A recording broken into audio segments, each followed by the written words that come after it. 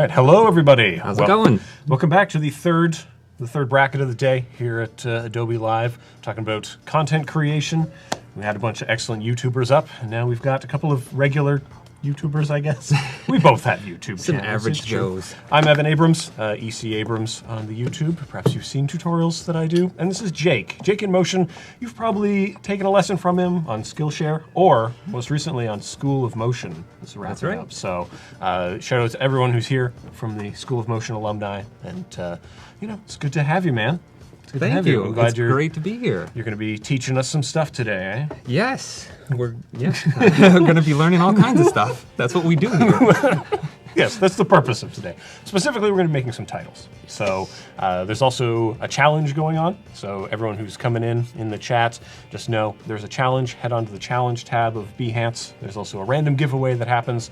So make sure you're signed in to Behance and that you are active in the chat so that you are able to get those things. But to everybody in the chat, thank you all for coming. Let us know where you're from. Let us know what you do. And if you have any questions during the process that as relate to, what are we doing today? We're going to be working on kind of a made-up client that I'm going to say is contacting me that is a YouTuber that's a cinematographer/photographer. They do a lot of traveling, and they are wanting to make a title sequence that they can reuse in kind of a templatized way on their channel for the different places that they travel to. Okay. So wherever they're traveling to, they have an intro, where they're talking to the camera, transitions into this title sequence that has clips that they want to be able to easily swap out to feature where they're going, and then give a title graphic that has the name of the segment and the location that they're traveling to. And so for the purpose of this, I'll play the role of the client and make demands of you throughout the day. Yes. So we'll do that. And it's important to sort of realize that most motion graphics are not created in a vacuum. Right? They're created for a purpose, for someone to achieve some goals. So this will be a chance to talk about some of the goals a piece is going to try to achieve, how we would solve those problems, and some of the process about that. Mm-hmm. So are you got all your stuff loaded up? Yeah, I think so. Do we have sound at all? Am I going to be able to play music here? Are you going to need sound?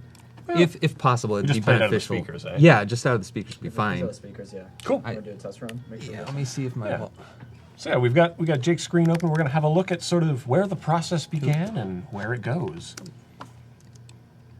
I cannot find my level. Sorry, guys. Let me get my audio sound.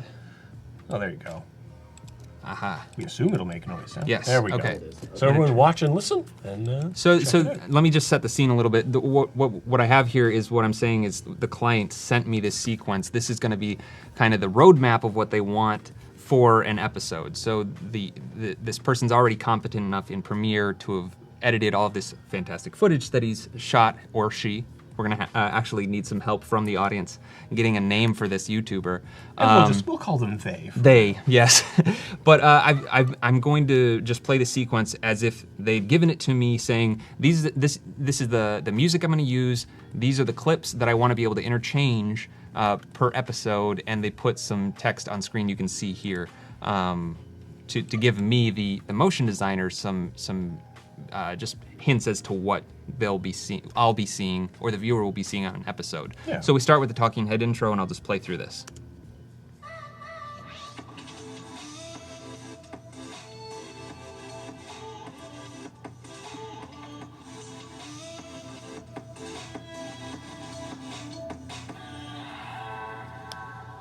Good.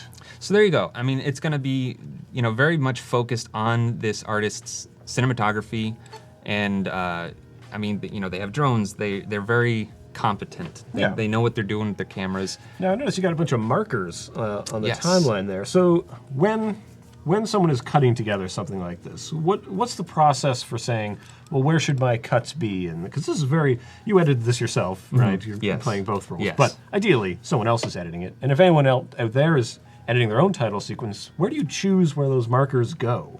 Yeah, so for this particular sequence, the song that I chose is just very, it has a very distinct beat, and so I was just counting the beats, and these are pretty much, the markers are spaced out very evenly. It goes to the song, so if I just play some of it again. I mean, you can hear that beat.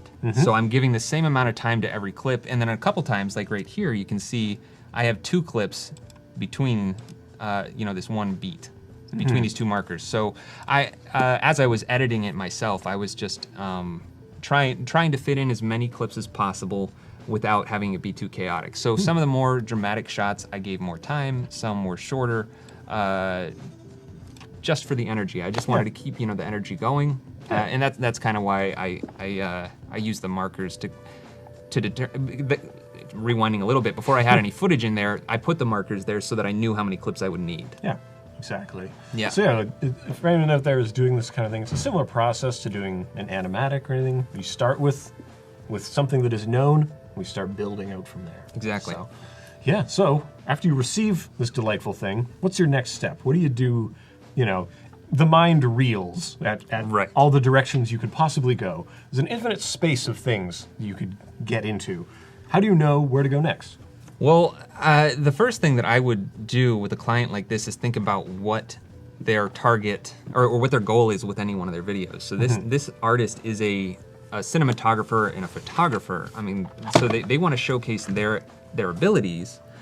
So I'm a motion designer, so I think in terms of animation, and I want to make things flashy and fun to look at and playful, but for this specific client, that wouldn't necessarily be appropriate because the viewer might be distracted by the graphics that I put in. Exactly. When it should really be focused on the footage and the actual YouTuber's talents. So that was the first thing that I thought of is what does this template even need to look like? Because I'm used to making motion graphics templates, but again, we want to focus on the footage. So once I had thought through that, I realized, okay, I'm not gonna focus too much on animation as much as fun transitions, stylizing the footage a little bit to maybe fit the brand of the YouTuber and kind of make them all cohesive and together, but also identifiable. So when you see the sequence, oh, he's going somewhere. Yes. I know this type of segment because it's something that he does regularly, or he or she does. Yeah. So something that's identifiable, that doesn't distract from the actual content, the footage, that is more of a complementary aspect of it. You want to enhance and not just, detract from. Exactly. And I think it's, that may be something I think a lot of people early in their career sometimes struggle with is that, I want to show off everything that I can do. Right. Well, the thing is show off serving the goal of the piece. Make that your favorite, Yeah. And I think that's good advice for anybody out there. So, let's, so you've got your sequence. Yes. You got a bunch of clips out there. We're in Premiere right now. So, where do we go next? So, my favorite way of getting something from Premiere to After Effects, especially when it's already edited nicely like this, is actually really simple, just copying and pasting. Okay. So I can actually just copy all these. Back up now. First you copy it. Yes, let's take a step back for a second. I need to make my selection. Right. So yeah, I'm gonna select my clips. I have this anamorphic, that's just black bars that go on top and bottom to make it a little more cinematic. I'm not gonna bring that over. And then I have some title cards. I don't believe these are gonna translate, but I'm just gonna select them anyway. And then I have my music track, and then I'll copy it and get into After Effects, which I guess I have to open. Yeah, sometimes you have to open them.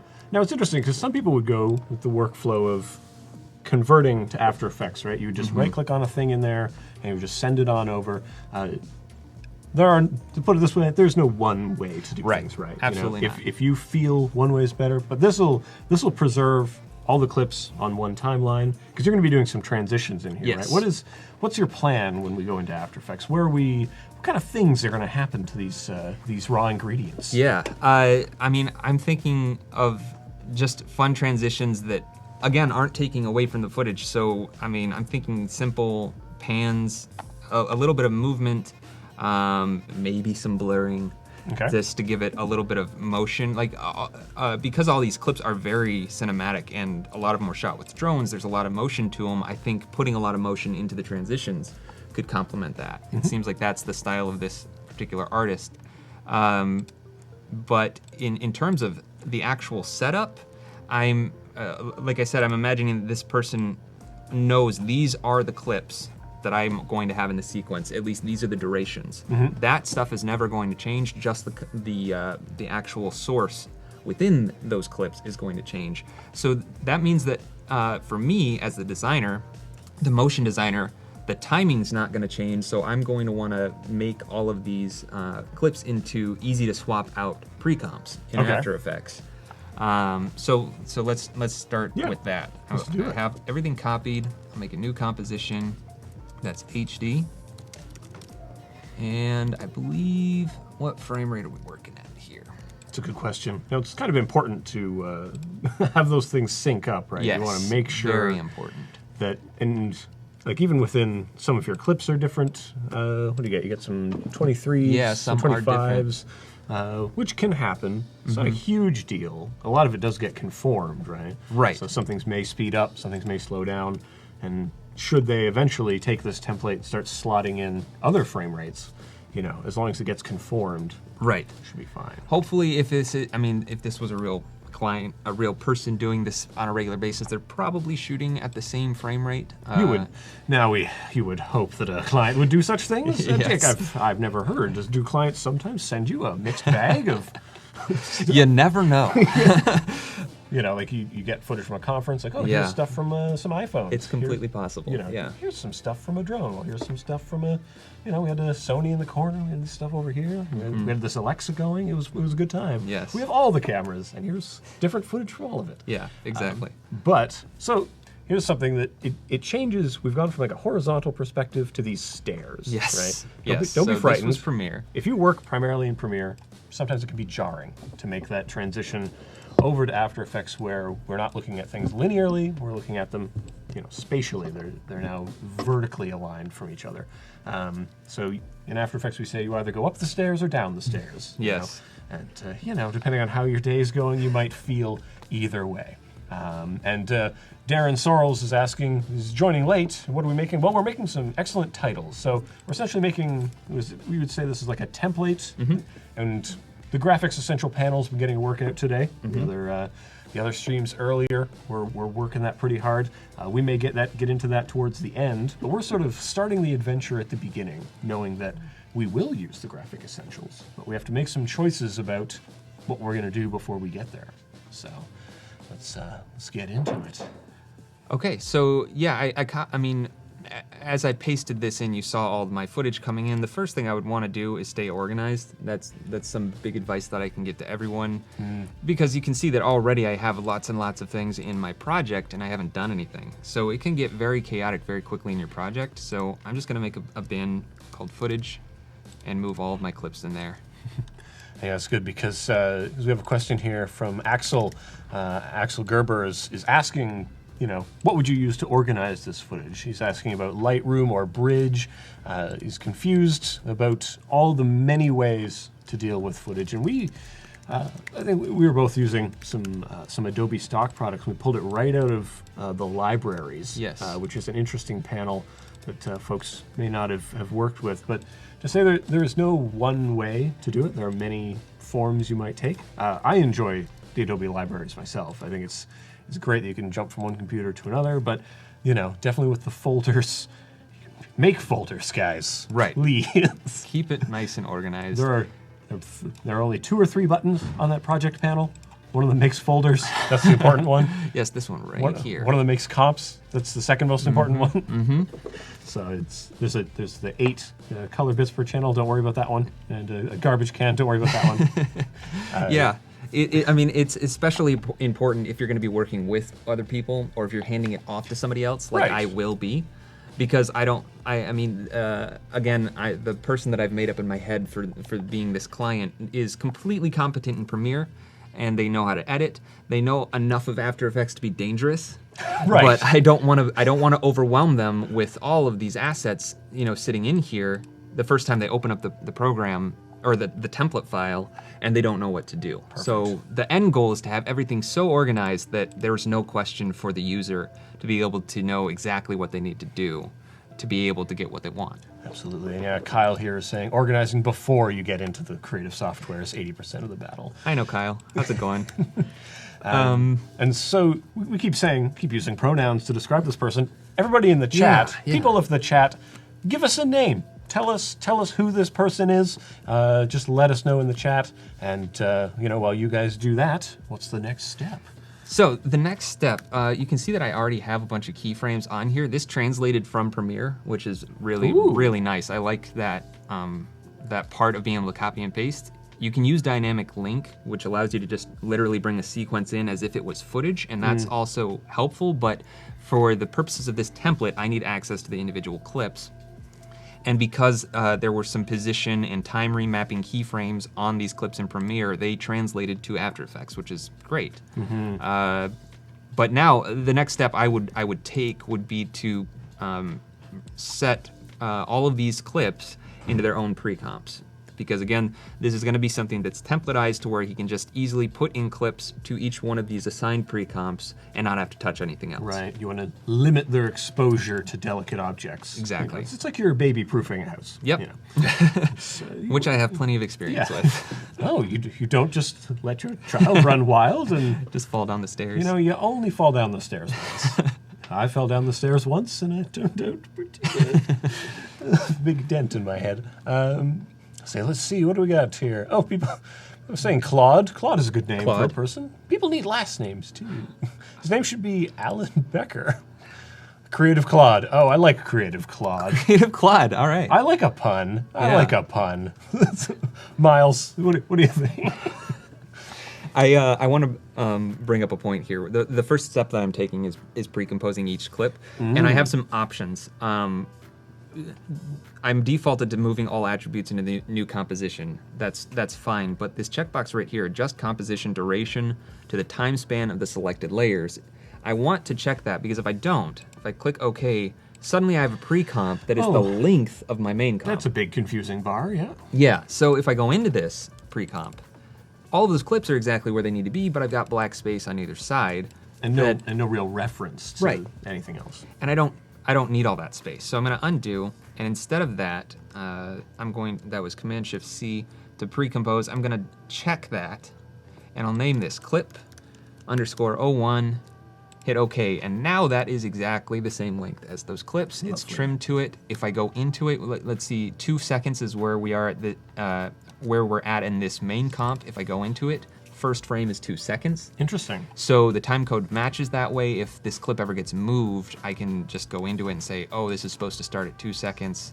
I go to 2 seconds, line up the in point. There we go, we're back to normal. Man, setting yourself up for future success.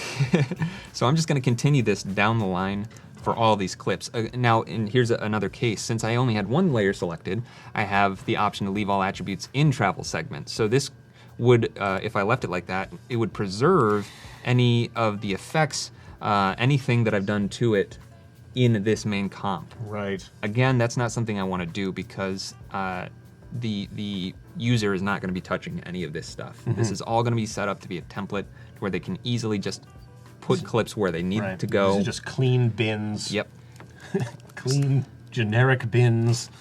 You don't need to worry about the shape of the container. Just put things into the container. Exactly. Miles is asking, does anyone believe Adobe apps would be coming to VR? Well, that's a good question, Miles. Do you mean apps that create VR content? Because I think they currently are. I'm pretty sure that already is Because you supported. can do 360 work in After Effects, you can do 360 stuff in Premiere. But whether you mean that we'll be interacting with the app in virtual reality, I don't know. That'll be a question for the dev team Yes. today. There might be a learning curve for that. Well, I don't know. You're operating with a real environment right now. If this is just all computerized, I don't think that's a problem. Probably figure it out. So we landed on a name. Are you good with Creative Claude? Would Creative that do Claude it? sounds great. Okay. We'll put that as the channel title, and the only other thing that I think we'll need at this point is the name of the show. Sorry, not the name of the show. The name of the location, wherever they're gotta go traveling somewhere. to. Yes. Right. For this mocked-up template. Okay, so I know everyone out there is from various places in the world, and we thank you all for coming here and in our specific time zone to be with us chronologically. But where should this person be going? Give us a location. This is sort of the challenge mode where someone will give us a location and we will attempt to make use of it It's like we're on an improv stage. Ooh, give me a name of a profession Yes. and a place. Yes. Remember to yes and, Jake. Yes, and yes, I will. I'll keep that going. Yes, and. And So where shall this person be going? And also a reminder that we will be there's going to be a random giveaway that comes up later, and get on those challenges, guys. Delaware. Oh, Kyle. he's going to Delaware. Kyle. I believe Kyle may be a Wayne's World fan with his. Now I'm in Delaware. Dublin sounds good. Yeah. Do you like Dublin? I'm sure we can find a nice clip of Dublin on here. Drone shot. We also have Planet Mars coming up. Timo would say Planet Mars. Is a Planet nice place. Mars. We have some footage. There isn't a lot to do on This Mars. isn't Elon's YouTube channel. Oh well, no. It's all rocket crashes. Wait a minute, this is a rocket fail reel. I don't like this at all. So those two bars on the end. This one? Yeah, the black thing, that other layer over Yes. there. Those are the two things that didn't really import. They right? didn't translate. So they're named the same, Title 01 and Title 01 Copy 02. You can see them. Those were my title cards from Premiere, which are native to Premiere. They didn't translate over, but that's fine because it was placeholder text anyway. So that just assured that when I pasted it in here, there was a buffer. I can see that's going to be the time before the sequence starts up. But that's actually a good thing to bring up. The intro sequence of the vlogger talking to the camera isn't going to be the same every time. So I don't need to put a buffer before this title segment because they're just going to place it into their timeline wherever they need it. Okay. So I'm going to get rid of this layer. I was going to ask, it's going to be we're planning on a hard edit from the talking head, and then this boots up. No alpha coming over them while they're talking, right? So those are definitely considerations when you know where is this going to go, how will it be used in the future. You know, you can sort of make those plans. Because if we abutted, if you abut the footage directly, you don't end up with things. If you wanted to have like, some little dots coming up over them, and then it comes into it. If you're going to put a little alpha channel stuff over them, you would need to have something in that space, right? So exactly. if that's in the hopes and dreams of the people out there, just make sure that you account for that kind of padding. For those who are not familiar, padding is when an editor is nice to you and gives you more footage than you need, and not exactly. Yes. So it's good thing to have. Definitely. Because it's so you got everything organized. Yes, and pointing out that this part of the song is happening before the sequence comes up. So that I'm not going to include the music in this template. Okay. I'm just going to leave it up to the editor to have that in Premiere, and that way they can fade it up if they need to. They can still control the audio there, and the important part for me is just to have the timing within After Effects for reference. But the final template, I'm not planning on keeping the song in there. Okay. I'll also give him a sequence in Premiere, just like he gave me with the template from After Effects and the audio, the music track that's already there. Right. That's my plan. Because then you can just take that existing sequence, and that nested pile becomes the thing. Exactly. Excellent. Okay, so we have all of our clips. You just mentioned a bit ago about being a stair stepper, going up or down. I am definitely an up, so I'm going to reverse these. It just Interesting. bugs me. Oh. Well, Well, Jake, this is how we're very different people. I'm an You're a down the stairs kind of guy. That's right. Oh, man. Because I imagine it's easier to fall downstairs than to walk up them. I'm a lazy man. Everyone says so. So there we go. Dedicate my life to doing less work. Okay. So I'm seeing a lot of people calling out for Cuba. Really feeling the Cubans. Cuba's so hot right now. It's a big thing. Soon you'll be able to invest your American dollars in Cuba, I hear. Oh. So, just get prepared for that. Worth to know. So, yeah, what do you feel? Anything coming up? Hawaii, Mars, Cuba? Some folks are asking, Jim is asking about the contest, I think, asking about submissions. The challenge mode is still on, guys. Go to the challenge tab if you're in Behance and go in there, read the challenge brief. The challenge is to to go in, download the Mogurt template, download the footage, and compile your own beautiful title sequence using that Mogurt, and then render it, and then submit it. I can't overemphasize the rendering and submitting portion, but you don't have to render it full size. You can render it in 720 or something smaller if it's going to be quicker. Just get them in. Make sure you get them in before the end of the show. You know, we want to review them. We want to give away fabulous prizes. So that's the plan. Make sure you're doing that. So what have you got here? I'm seeing some anamorphic things. Did those not translate? We didn't copy and paste them. Yeah. I'm just rethinking it now. I could have just copied it. It's a PNG. I mean, I have to use 2 layers if I'm going to do this in After Effects, and that doesn't really make a lot of sense. Oh, you could when I could just one shape layer, says Evan, floating. I could do it that. Yes, you're right. There are so many ways that you can make anamorphic bars. Since I had the PNG, I'm just going to paste it in. Why not? Yeah. That's always going to be there. That was part of my brief. Yep. These will always look anamorphic to be more cinematic. I see I wrote in caps "Be cinematic" on it. So Yes. Just looking. Best way to do that? Yeah. Now, so that's something. Maybe we should talk about that a little bit. Sure. All you've done is adjusted. You've put 2 black bars. Yeah. And you've changed the feeling of Completely. the entire shot. Yes, absolutely. Now, where does that even come from? Why do we feel different about narrower footage, right? Yeah. The first thing I think of is because it's cinema. I mean, movies. A lot of movies are used to seeing in such a wide aspect ratio. Panavision, Extravision. Yes.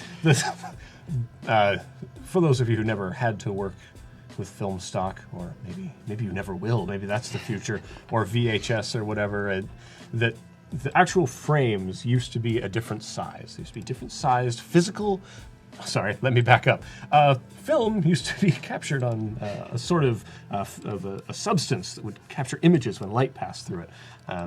And we don't really do that anymore. We have video cameras, but different companies would produce different sizes of film stock for different purposes. And the ones that were wider would capture a grander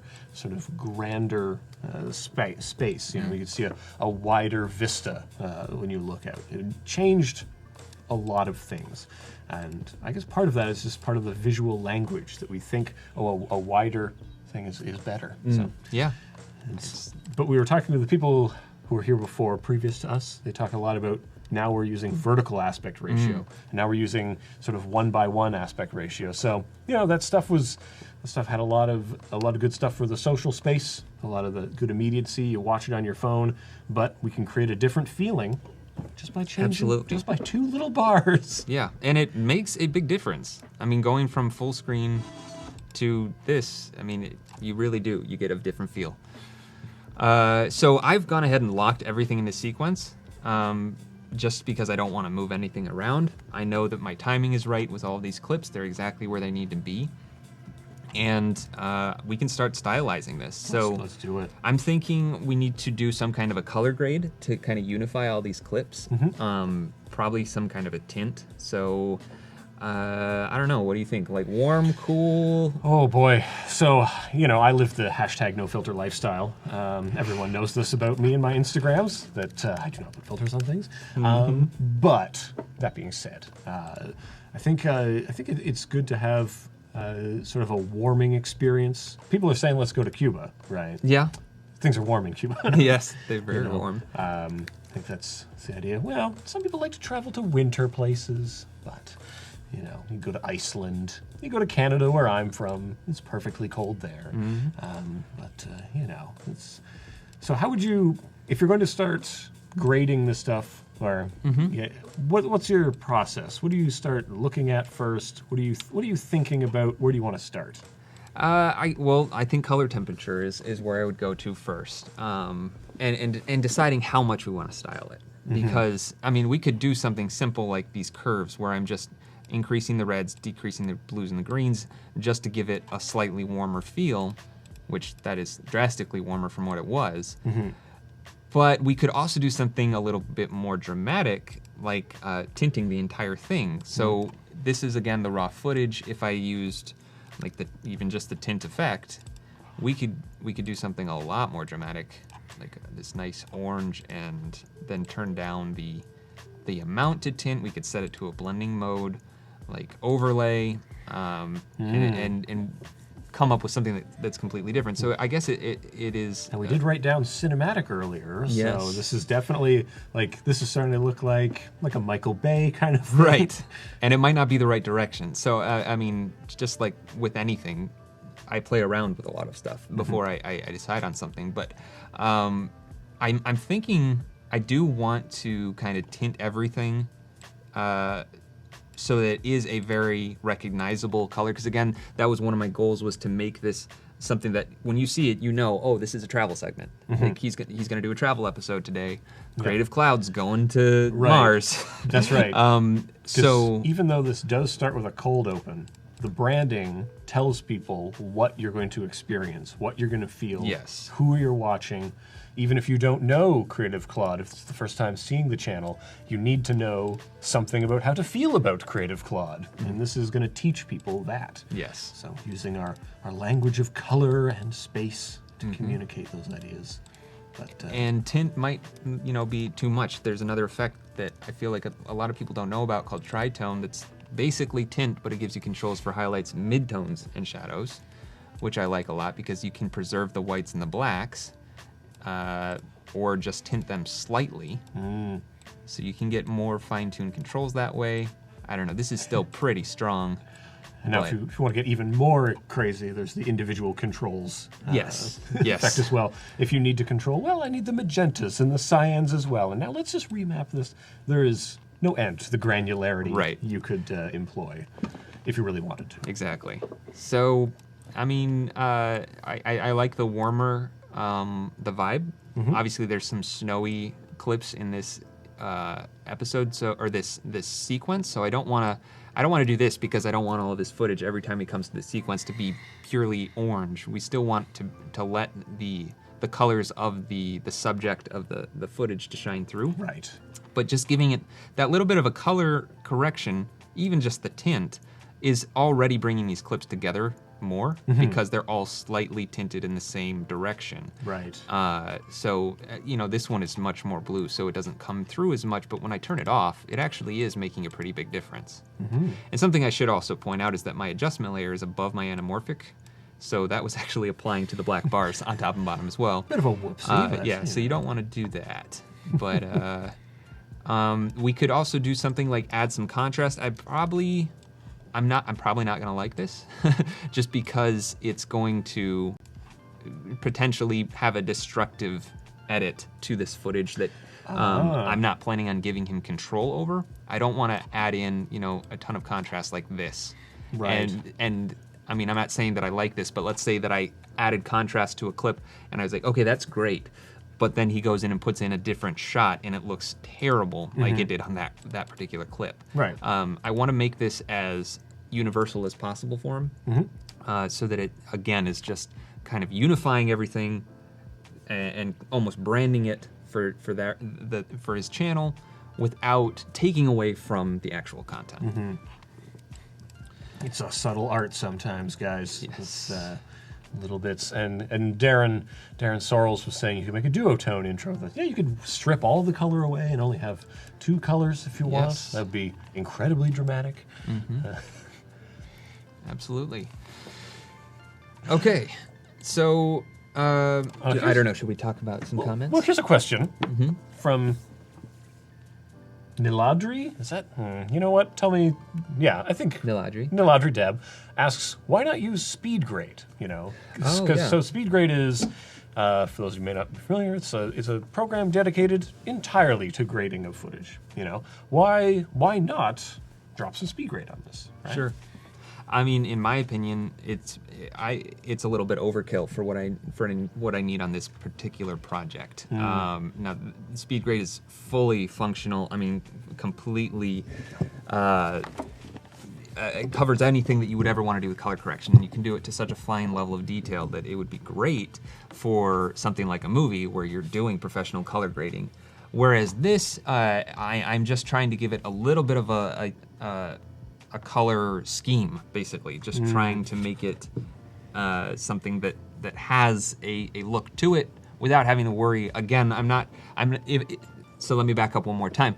If I was color grading these specific clips, something like speed grade might be the way to go. But again, going back to making this more universal, I just want to have a little bit of a color that unifies all of these clips. I don't need to go any further than After Effects. Right, and folks are pointing out, Joel is asking about, well, there's Lumetri, that's the other. Right. I think that's what we call it these Which you can days. have that in After Effects. That's a great way to do this kind of thing as well. Yeah, and like you were saying, there's going to be transitions, you're going to be doing some position changes. All of that can be done in After Effects. If you were only grading, maybe then use the dedicated grading program, right? Exactly.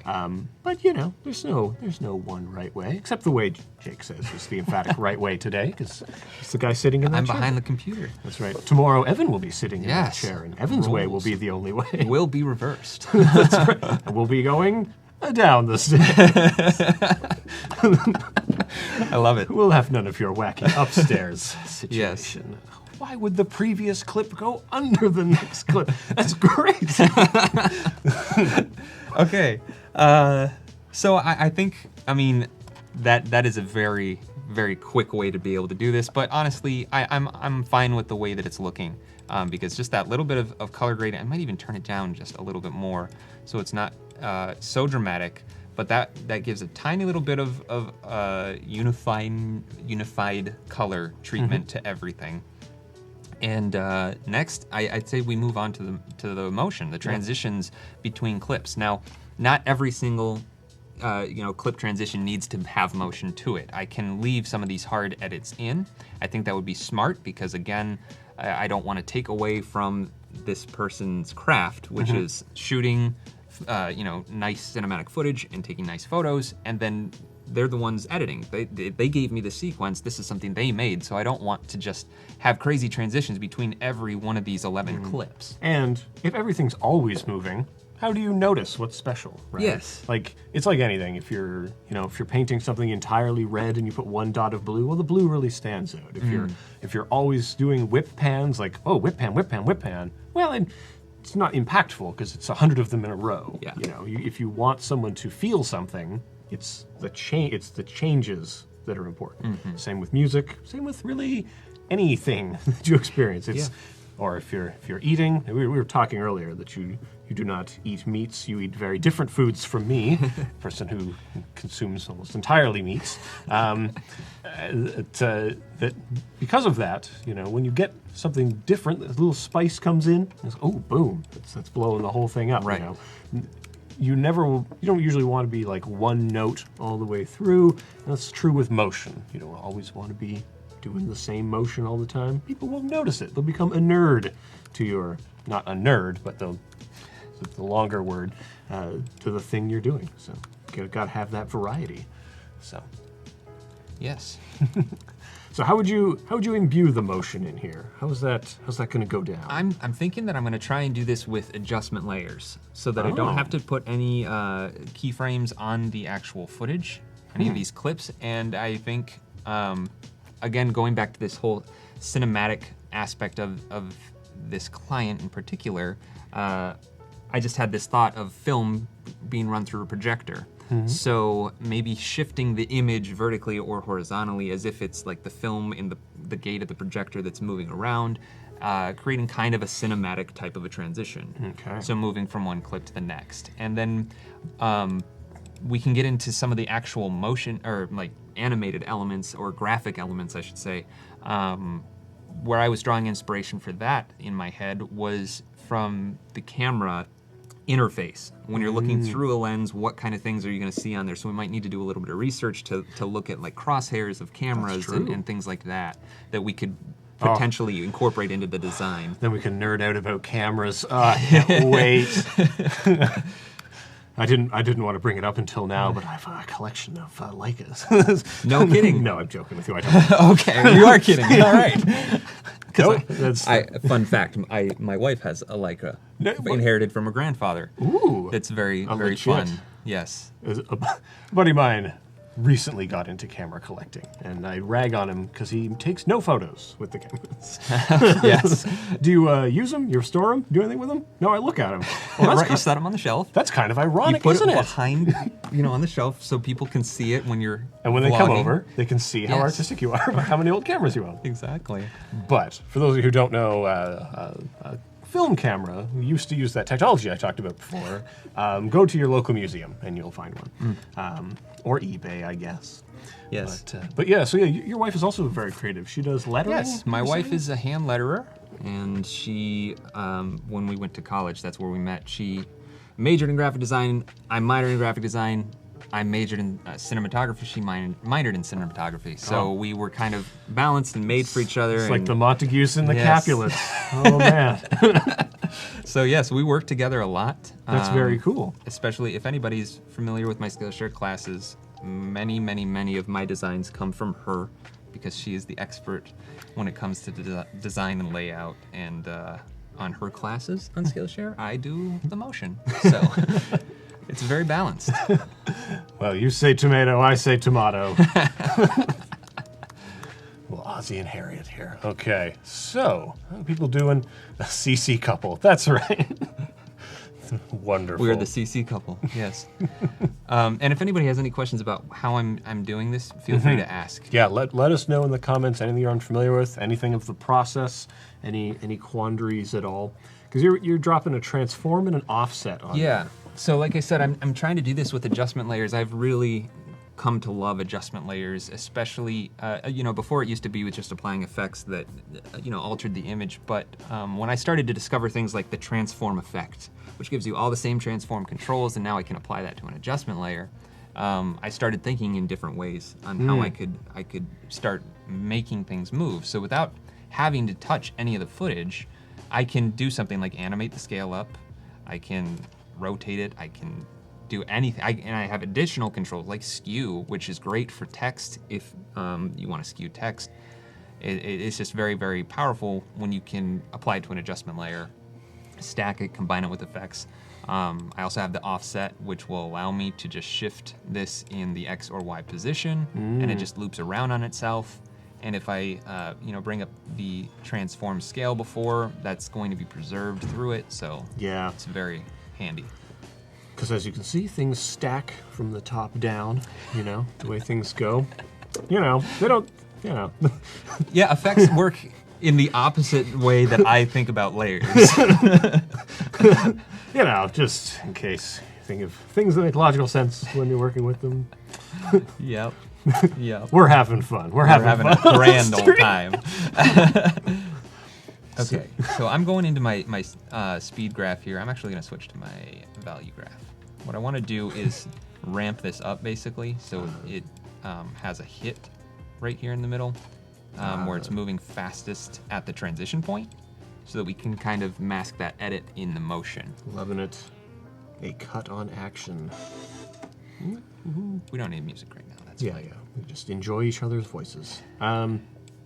So yeah, the speed graph, the value graph, something that people don't jump into enough, I think. Oh, absolutely. And a lot of folks sometimes download scripts and plugins to avoid ever touching it. It happens. It's a thing to do. But I think fundamental understanding of motion, that graph it's all right there. It's there visually. It's a tool to show you what's happening and for you to alter what's happening in a visual way. I think it's very useful for folks to, if you're not familiar with it, if you're not comfortable with it, get comfortable with Yes. it. That's where the magic happens. I like to say that if you're not using the graph editor, you don't have control over your motion.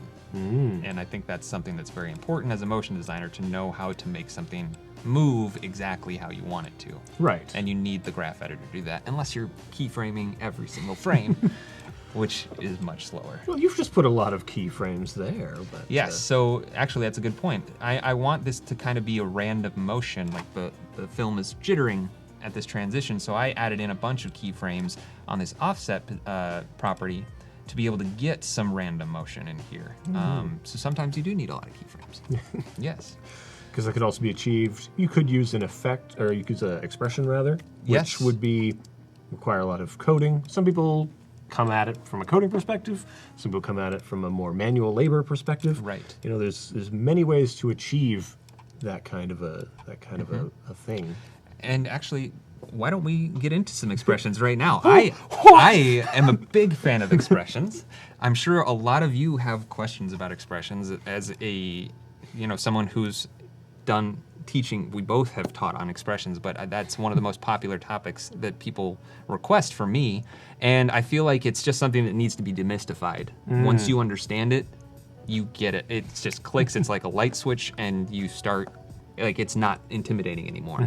So let's do this with expressions instead of keyframes. I'm going to add in a wiggle expression, which most people are probably familiar with. It's just a way to randomly shift a property in by a number of times per second and a amplitude. Right. So in this case, it's going to be pixels, and the offset position or the offset property has two numbers on it, an x and a y. It's in an array, is what that's called. So the normal wiggle expression you could apply to any single property, any number. Any property that only has one number, you just have to type in wiggle, and then I believe it's frequency is the first number, so the number of times per second, so let's say 6, then you do a comma, and the amplitude, so we'd say 20 pixels. For you pedants out there, these are called arguments. Arguments, there you go. Not like an argument that you have with someone else, but kind of, in the same way that an argument can really define your relationship, we are defining the relationship of the wiggle with those arguments. Great analogy. Thank you. I've been working on it for quite some time. So in this particular instance, because it's an array, it's applying it to both the x and y. Right. And let's say I want to isolate it on just the y position, the vertical up and down. And it's applying it to it independently. Like, neither one is, they're just, whoa. Yes. So I only want it to shift up and down, so I'm going to write this expression in an array using an open square bracket, and then I need to type in my first number for the first number in the array, which I want it to be whatever this number is set to. So I'm just going to grab my pick whip for my expressions and select that number. Actually, you know what? That's going to make it a longer expression than I need. I'm just going to say value, Right. open square bracket, 0, which targets the first number in the array. Don't do more work than you have to. Yes. Close square bracket. So that's literally just going to say whatever the value of this is set to, that's what it's going to stay as. Then a comma for the second number in the array, and I'm going to type in my wiggle expression, wiggle, and we'll say, we're at 24 frames per second, so we'll say 12 times per second, so that's every other frame. We'll wiggle, and for now we'll just hard code a number of 100 pixels. Now I can't leave it at that. I have to finish it off with the open square bracket 1 and close square bracket so that it knows which value to wiggle. Right. And then I finish it all off with a close parentheses and a semicolon. And cross our fingers. And it didn't work. I think I needed to put value in there. No, Oh, what it's did I still do angry wrong? at you. Expected. This stuff is raw, guys. This is what happens when you do expressions live.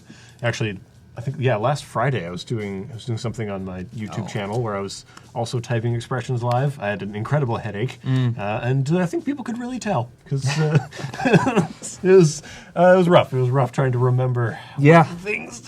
That's another little secret of, like, just because you understand expressions, you still forget things. You still, like, that, like, I mean, my little mistake was I used a parentheses instead of a square closing bracket, and sometimes you get stuck, and you gotta if anyone take out a there breath. would like to tell us the difference between brackets and braces, I would love to hear that in the chat for a while. Ryan Ford is saying that code is scary, but everything's scary the first time, man. Right. Trying to ask where the bathroom is in Spanish is scary. Still can't do it, so I'm not even going to try. But expressions are a language. They're a language that you talk to a computer with, as opposed to a language you talk to a person with. Yes. That's the big, and the computer has no sense of humor and can't understand any idioms and is incredibly literal, but, and it won't even try to learn your language. This is bringing up a lot of issues for me. Let's, what else is going on? So, okay, we're still talking about expressions here. I have other expressions on this. I guess so. Blend. Oh, you blend with original for some reason. That's strange. I don't know how I added expressions to those properties, but here we go. Shift center 2. It's moving all over the place, and that's because I hard-coded in 500 pixels every other frame. Right. So it's wiggling a whole lot. I want to be able to ramp it up and back down, so I'm going to do this with an expression control. Effect expression control slider, and I'm going to name this, let's say, amplitude. Here we go. Joel has it. Braces, start and end objects, square brackets, start and end arrays. Ooh. Boom. You should teach some expressions tutorials, Joel. Or you probably just know JavaScript. And That could be it, eh?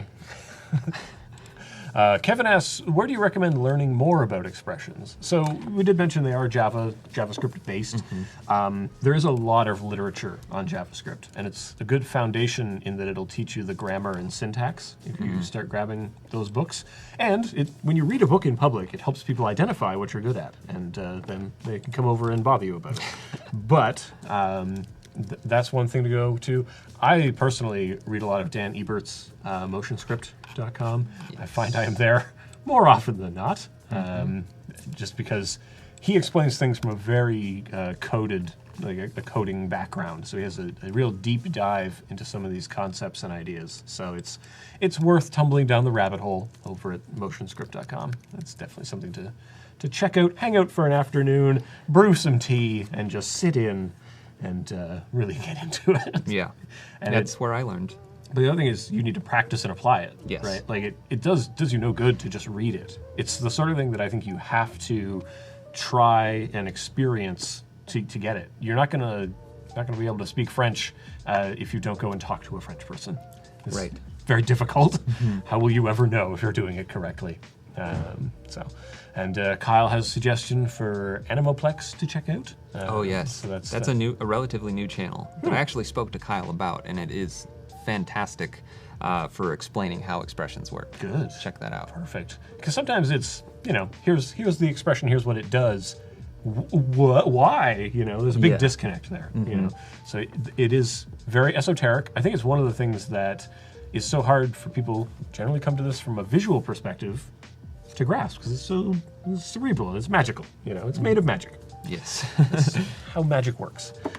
So we've got this thing going. Yeah, so what I've done here is I made that expression control amplitude, which is just a slider value. It does nothing on its own, and I've set it as a variable inside of my expression so that I can reference that in my code. Brilliant. And instead of putting 500 pixels for the amplitude, I put in my variable of amplitude, which references that slider. So now, nothing is gonna happen because my slider is set to 0, but as soon as I start turning that up, we see motion happening. Turn it up.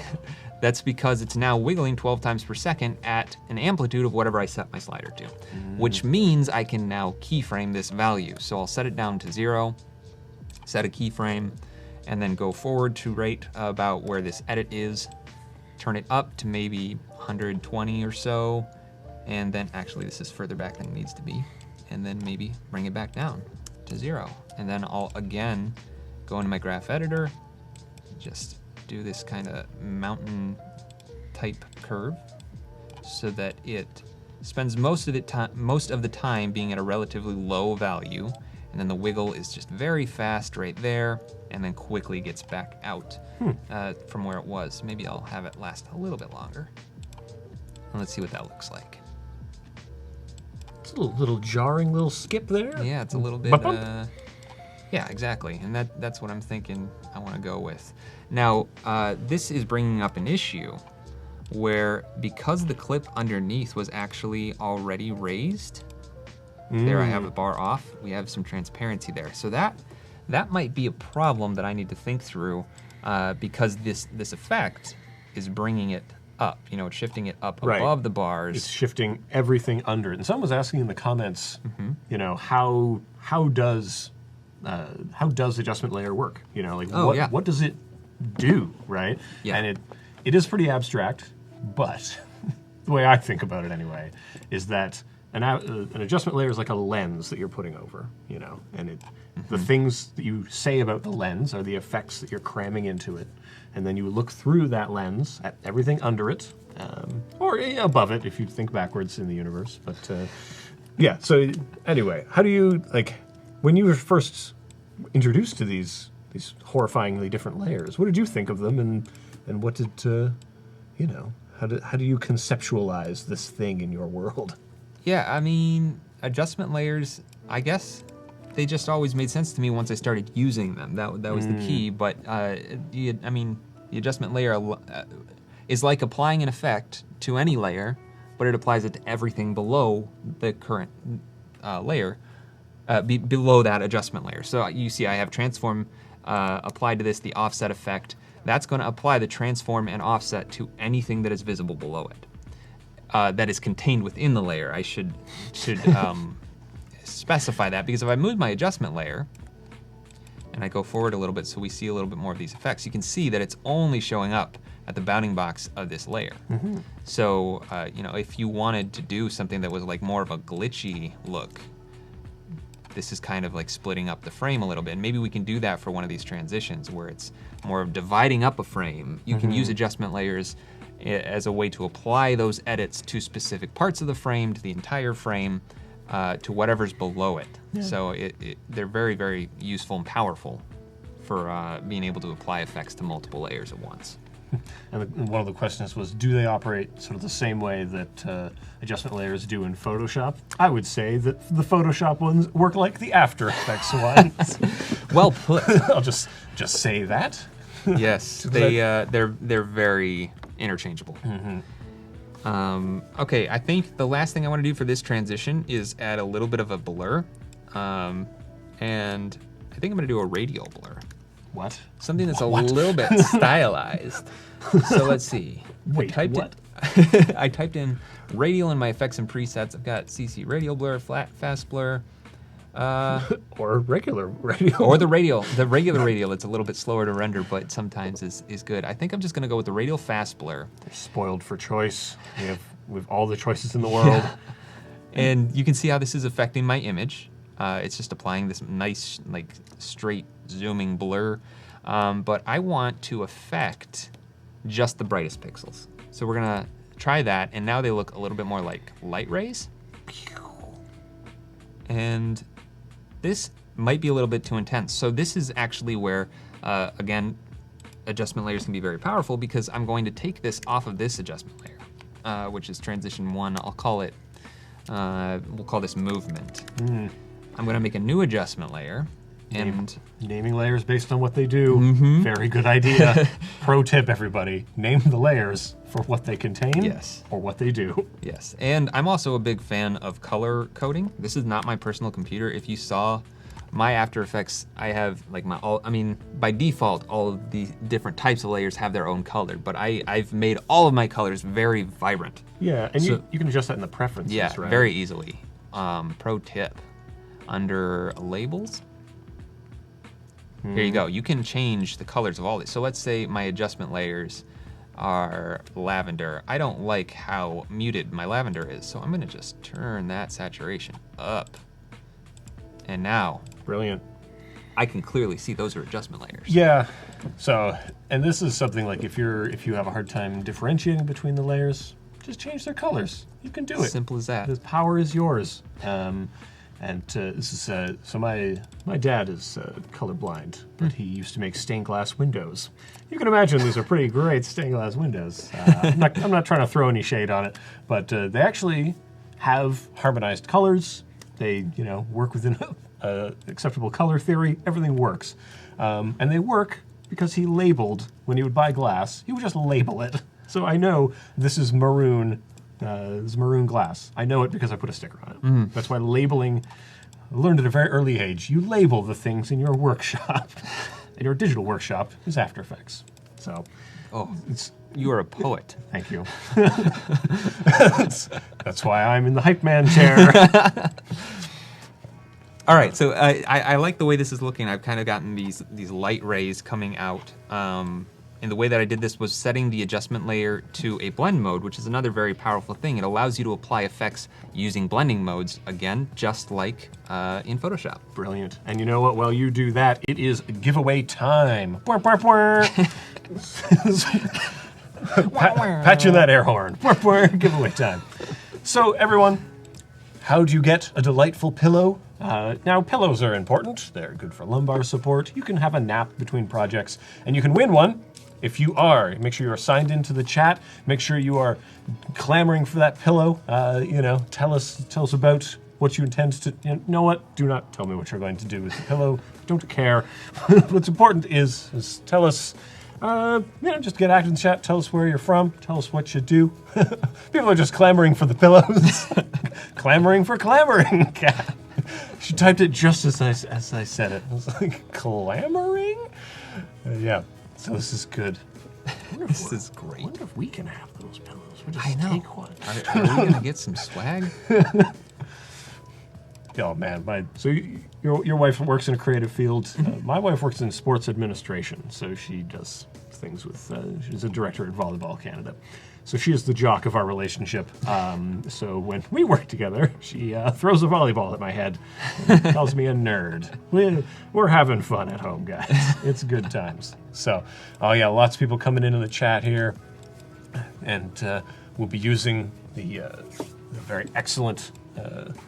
Bot to pick it, and be coming up soon. Pillow to talk to. That's right. Always talk to the pillow. Something else I want to point out is that you're seeing I'm spending a lot of time on this transition. I mean, this is going to take longer than we have time to make custom transitions for every clip that I'd want and designing the title, but being able to customize this with, putting a lot of thought into it ahead of, or before you show it to the client is very beneficial. Absolutely, yeah.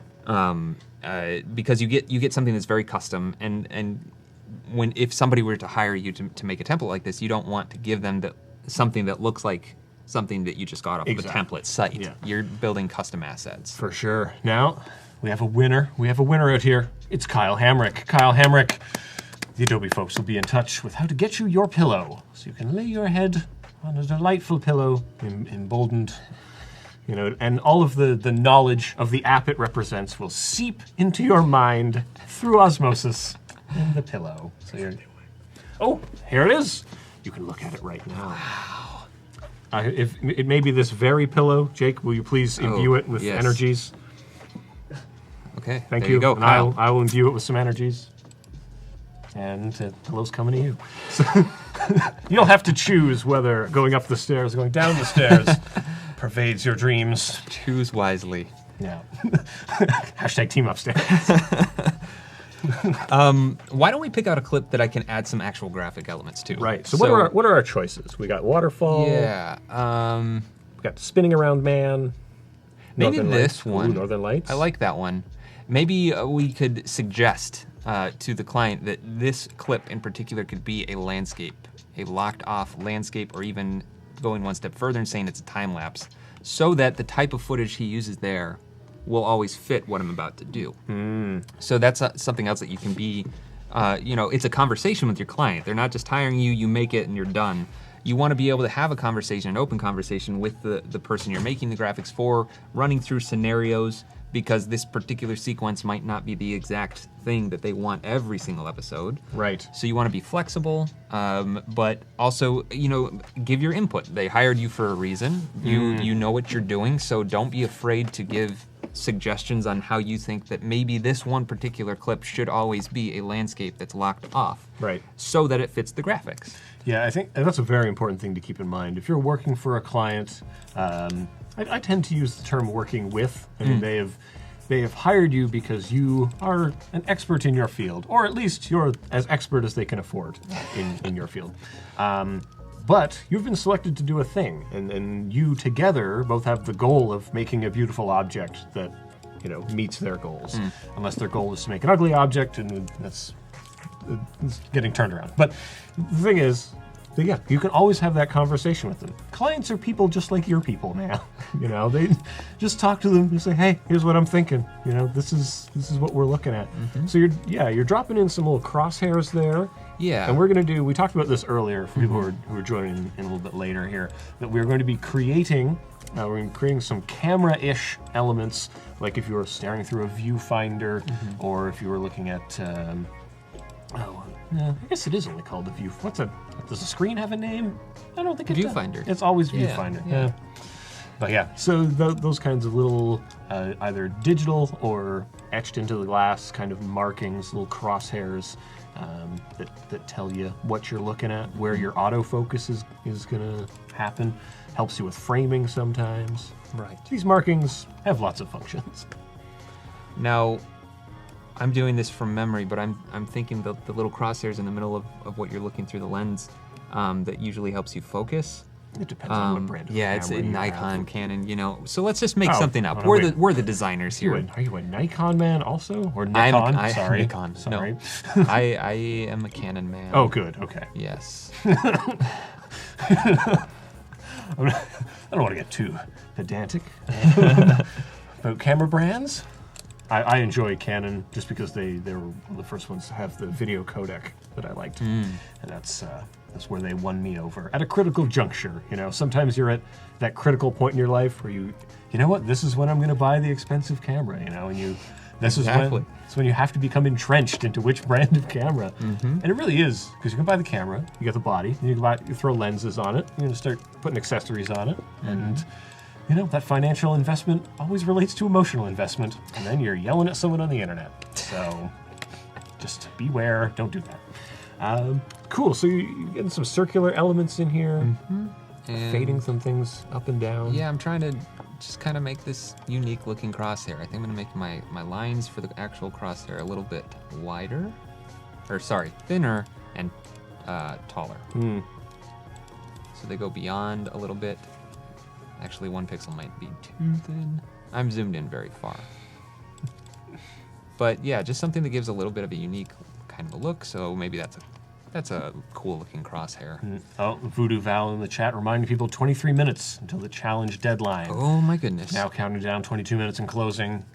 Get that render, get that upload. We've got a few submissions in here that we can check out when the time comes, which is coming up soon. That deadline is approaching. It's down in the corner under our lovely image down there. People can see. So yeah, you've got many tiny elements here to sort of make up this little digital little gewgaws kind of thing. Yeah. I think what I want to do with this is kind of make a grid Ooh. of, multiplying a lot of little elements can make it look techy. So I'm going to pre-compose this element, which is just the crosshairs on their own. And I'll call this crosshairs pre-comp. And let's see, that made it the size of the comp. I'm gonna bring it down to being a square so that I can tile it easily, and we'll say maybe 200 pixels. Okay. And we can adjust that if we need to, but then I'll just use motion tile. There are a couple of options for doing things like tiling. I think for what I want to do, motion tile is going to be just fine. And motion tile is pretty low impact, like it renders Yes, very quickly. which is great for a template. Yes, anytime you can sort of reduce the amount of render time. Oh, wonderfully spaced. Oh, now looks like stars. The stars in the sky. Maybe I was subliminally thinking about what was in the footage. Now you've been affected by it. Oh no.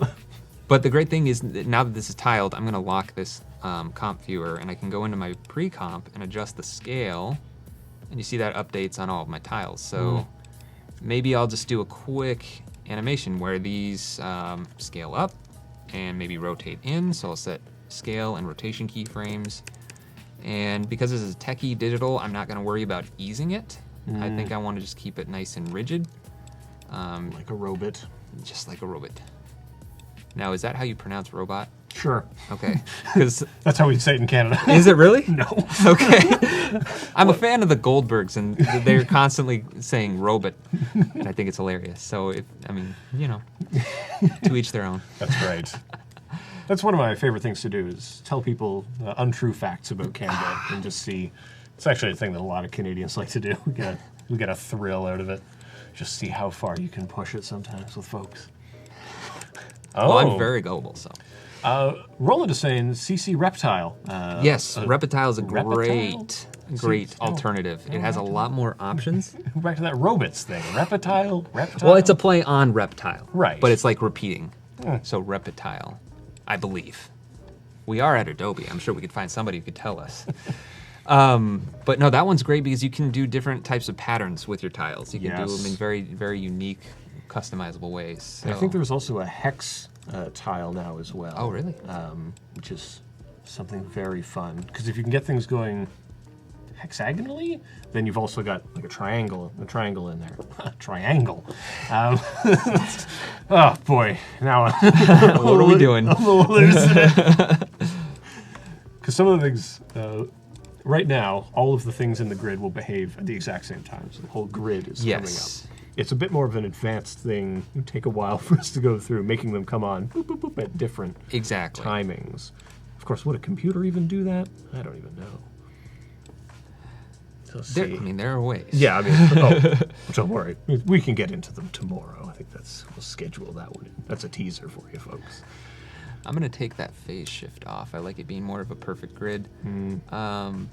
And now I think I just need it to happen quicker because the duration of this comp is the duration that I have for the animation. So I was Right. taking a little too much time with this. Sure, that looks nice. And even just that little bit of a graphic element, I mean, changes the mood. Now I might want to change the color. We're going with this warmer vibe, so just add a fill and just slightly warmer temperature to it. Not a pure white, but a sort of off-white creamsicle? I don't know. Yeah, sure. I'm not great at naming colors. And that is also underneath my color grade adjustment layer, so it's also affecting that. Getting that harmonious warmth to everything. And then, okay, so we've got the crosshair in the middle. Maybe that's a little too much. I'll apply that same fill. I mean, it's a shape layer, so I could assign colors, but let's not do more work than we need to. Right. That looks good. I'll set it maybe to a blending mode. We'll set both of these to screen. Might not make that much of a difference since they're so bright to begin with, but Yeah. And for Ryan Ford is asking, he missed how he did the repeater. He's just applying a delightful effect onto there, the motion tile. And the big thing is to make sure you've got a square composition and then tile that. If you're working with something with a lot of empty space around it, you're tiling the whole composition. So just, you know, don't always think everything has to be the same size as the composition. You're making lovely little parts that can go all over the place. which that's another great point. I just increased the width of my pre-comp. You can see the bounding box is now wider, so now this grid is more of a cinematic aspect ratio. Right. So that actually is worth noting. Keeping amorphic? Amorphic? something like that. Yeah. Anamorphic? And maybe I could add in a little bit of lens distortion. This is the kind of stuff that really gets me going. I'm just applying effect after effect to see how it can affect the image. Optics compensation is great if you don't know about it because it's meant really for removing lens distortion. I was going to say, the thing I'm usually doing with it is removing the fisheye from drone footage. Yes. That's the big thing. But you can reverse the lens distortion and then introduce some into it. So now I've added in some warping to the edge, so it's not so perfect. If I solo my layer, there's my grid with it and without it. So it's just warping it from the center outwards, kind of like a reverse fisheye. Yeah, and the sort of thing is it's more pronounced because you have those black bars at the top that people can reference against visually and say, oh, it is bending, of course, because you've got the black bars and the difference. So, good. Okay, so there's that. Maybe we could have a little bit of a glitch effect as those come in. Again, we could do this with, well, I don't really want to do it with adjustment layers. No, wait, let's think about this. Okay. Do we want this to affect both the graphics and the footage? If I'm to glitch it, That's kind of, yeah. probably. Maybe. Yeah. Let's start there. If we don't like it, we can always change it. Yeah. But I'm gonna try and do this again with an adjustment layer, and I'm only gonna have this effect part of the frame instead of the entire frame, so that we can kind of make a glitch. So I'm going to again use transform, if I can spell it correctly. Transform. Apply it to the adjustment layer. Spelling is overrated. I don't. And probably do a little bit of skewing at a 90 degree. Maybe increase the scale because I don't want any part of this to have transparency through the background. So there it fills the frame. So we're just giving a little bit of a weird distortion. And you know what? Let's add some optics compensation to this as well. Reverse. Right, that'll kind of harmonize it with the graphical elements that you've also put over it. Now, how do we want to affect just part of it? I'm going to double click on the rectangle tool to give me a mask the size of that layer, the adjustment layer, and then I'm just gonna grab one side of it, kind of make it a unique shape, and it doesn't need to be even that perfect. Then maybe I'll duplicate the mask, we'll move it over. That looks fine and dandy. Basically just trying to randomize this, and then I'm going to layer it. So let's say right about here is where that glitch starts, and we could have this, we could have it animate in if we wanted to. So I'll just add a position keyframe on this adjustment layer and have it start off to the left. And that's probably too quick, but something that just adds some distortion to the image, I'm not really liking it, but you're getting the idea of what I'm trying to do. Just introduce some randomness. Maybe position was just not the right option. I could just turn this layer on and off with transparency. I'll set this to a hold keyframe, which I believe is Command Option. If I click on the keyframe, yeah. Command Option sets that to a hold keyframe. Command Option click. That's your keyboard shortcut for the day. Is it so? Hazegli is asking, is this week more focused on Premiere and AE fusions? Maybe. We're dealing a lot with titles this week. It's sort of necessary that you end up bouncing between the two because titles are often used in Premiere but made in After Effects. So one has to be cognizant of the other. As a spoiler, tomorrow I probably won't open Premiere at all. So just a heads up on that one. But yeah, this is a motion graphics week focus, and it's going to be all motion design, talking about things from the tall to the small in motion design, talking process, talking choices, and here we're going through just wrapping up the process of putting some graphics on here. Ooh, things are getting very glitchy indeed. Yeah. Getting cross glitches happening.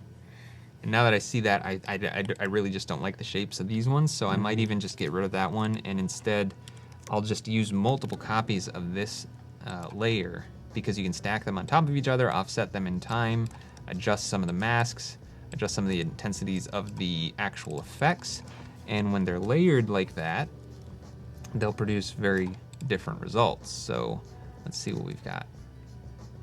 Just some, vertical glitches. Now that might be over the top. Again, that's really destroying the image below it, but that's something I could spend more time on to dial it back. Maybe the bars are way too thick, they're showing up too much or distorting the footage too much. So all things that I could play with. What I like is that your initial transition is like a film homage, and this is definitely a digital homage, right? Yeah. So we're covering the spectrum of photography effects. Right. And if you've been watching through the through the stream, we talked a while about antique cameras and the history of film. So you're getting a real education today. Yeah, let's see what's going on in the chat. Thanks for reminding me to save, too. I just saved for the first time. They don't. Yeah. They don't leave the autosave on here. They live dangerously on the live stream. Why don't I move on to the title? I think so. We got 10 minutes Yeah. until the deadline for those challenge submissions. So yeah, let's do some stuff with text, stuff with words. Creative Cloud, who is going to Cuba. It's a lot of Let's see, C's. what kind of a font could we use? I'm thinking something pretty simple. Beebus, is that how you'd say that? Babus? I say Beebus. Beebus? We're gonna call it Beebus. Beebus? Yeah, that's my favorite font, Helvetica. Okay. Well, just on the last stream, I heard Jason pronounce Futura. Yeah. I've always called it Futura. Okay. Why can't I get these to dock right? Good question. What am I don't know what I'm doing wrong, but that's I think fine. it's that one's set up in the new style, so one will expand if the other one Okay. contracts. Well, how fancy. Yeah. it's for those who work on tiny screens. Yes. You know, because you don't have a lot of real estate to work with, and you know, hurts the eyes. Oh man, people are saying, you know, they've only got 6 minutes to go on their render, and there's 9 minutes to submit. Oh boy. This is a deadline, so burner here. Okay, so we said our client's name is, the channel name is Creative Claude, right? Yep. And then where did we decide that they are going? Creative Cloud is going to Cuba. Cuba. Right. It's alliteration and rule of threes. And we talked about improv games earlier, so we're hitting all the high points here. Okay, so I'm again gonna keep this very simple and cinematic. I don't want to take away from the clip behind, so I'm using a very thin, condensed font. Maybe even change the weights between the two lines. Get that hierarchy of information. Bold. And then we're gonna need something to make that a little bit more legible. So I'm thinking maybe we could use an adjustment layer. Right, because we need to account for what if there's a very busy clip behind, what if there isn't, what if it's a very dark clip, a very light clip, Yes. high contrast, low contrast. So all of the many use cases we need to think about.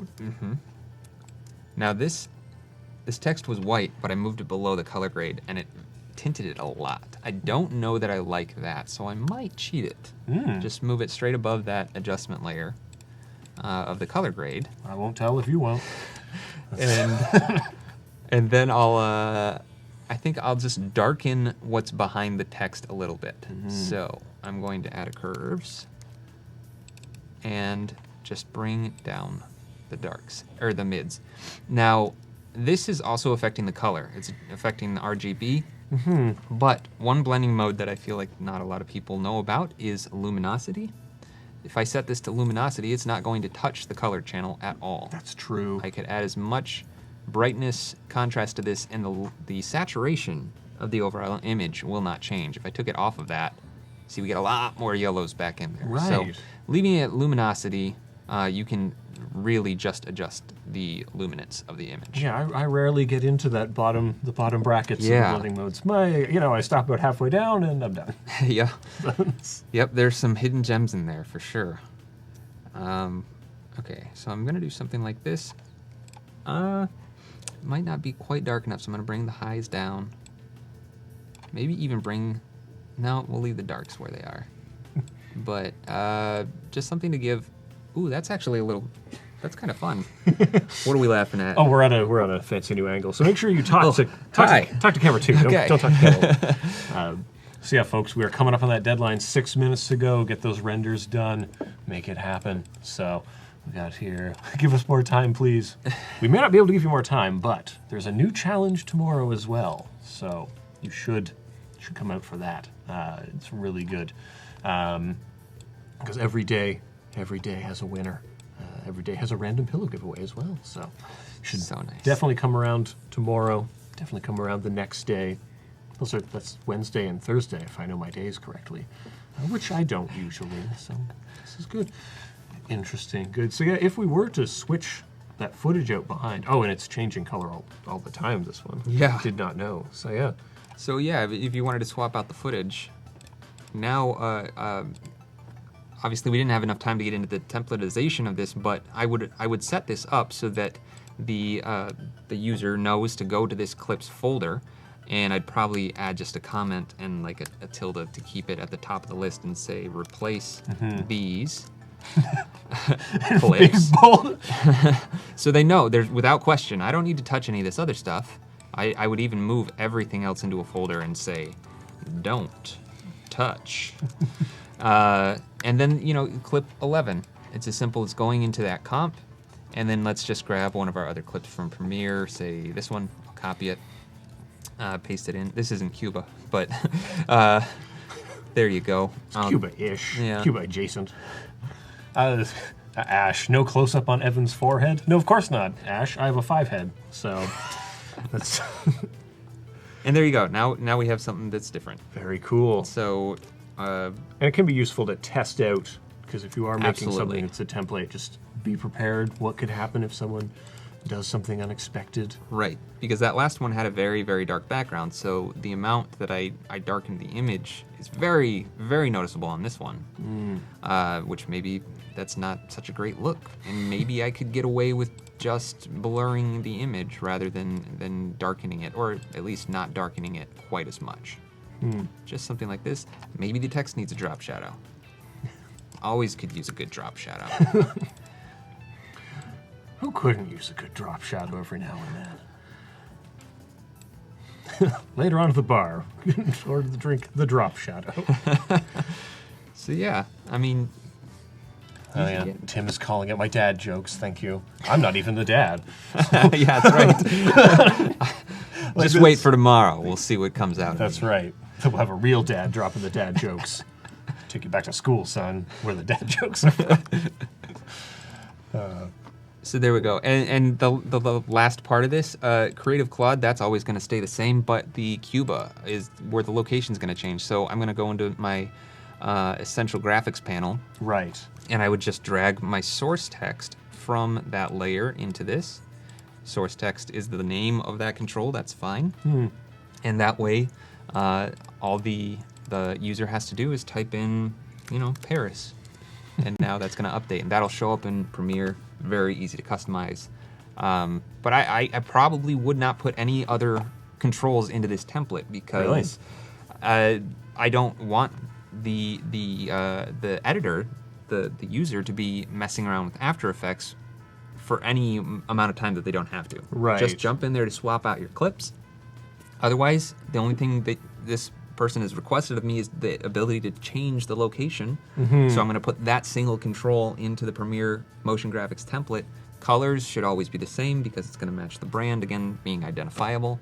So no need to put any extra controls in there than what's necessary. Because really we could put infinite controls in, right? We could make almost every aspect somehow controllable. But like we were talking about this before we jumped on here, that a template is a useful piece of software, right? So you got to consider what functions you might build into it. And that is definitely something that people need to sort of consider, that, you could throw the whole kitchen sink in there. You want to make sure you have just enough. You have just the things that people need to feel like they have control over the thing, but not enough that they could create an ugly thing out of it, It's like I just remember there are some things like, it was home buying. Like when you buy like a new home, you can customize every aspect of the home. Like, do you want this cabinet? Do you want this countertop, etc.? There's no designer in there saying those two things shouldn't go together. You should stop doing that. You'll never resell that home. I'm sorry, you need to stop this. But as a designer, you're here to help people make the good choice. So it's useful. 1 minute to go. 1 minute to go on submissions, guys. We're down at the wire. The number is red, telling you that you're in the danger zone. Get those submissions in. I'm expecting that the list is going to just explode here in a minute. Ooh, and now you're putting on some text animation here. Sure. Just sneaking that in. Why not? Oh.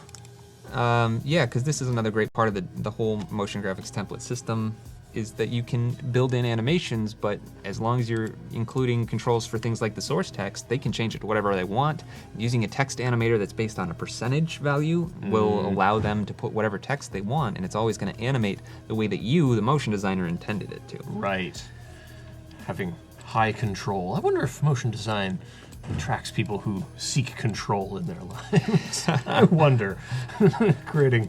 Creating these things that could be anything, but we've chosen them to be this. Yes. Those who have a more laissez-faire attitude that often gravitate towards that. All right. Oh, man. Count it down at home, folks. 8, 7, 6. Oh, boy. Yep.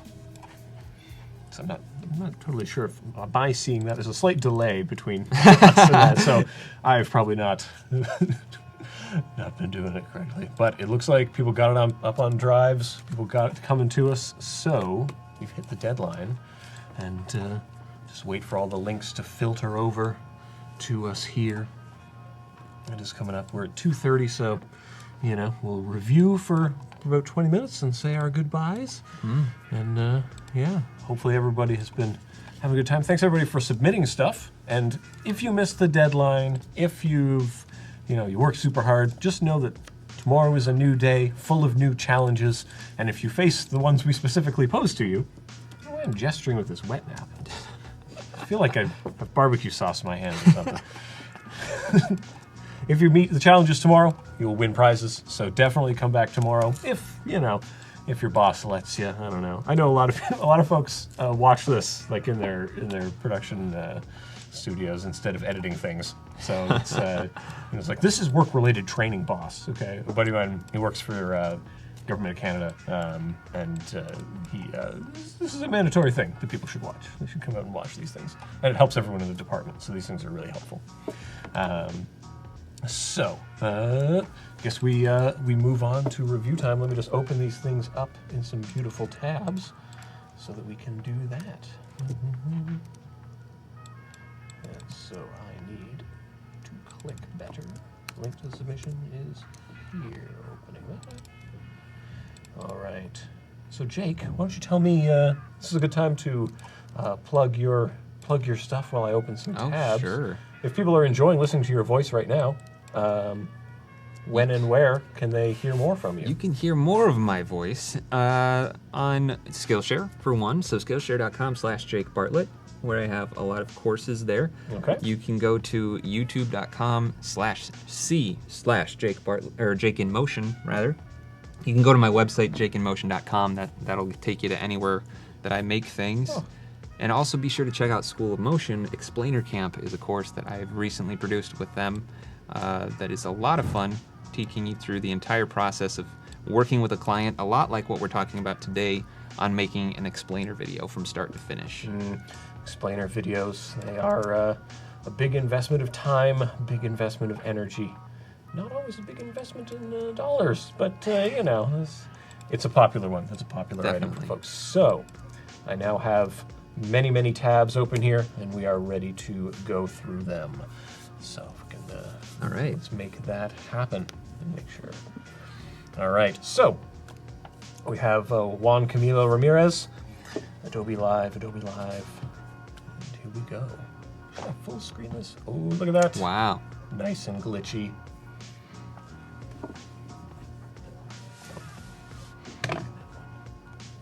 Oh, look in the middle. We're back to camera one. Yes, thank you. I'm gonna get back on camera one. Well, we don't have red lights in here, so we. All right.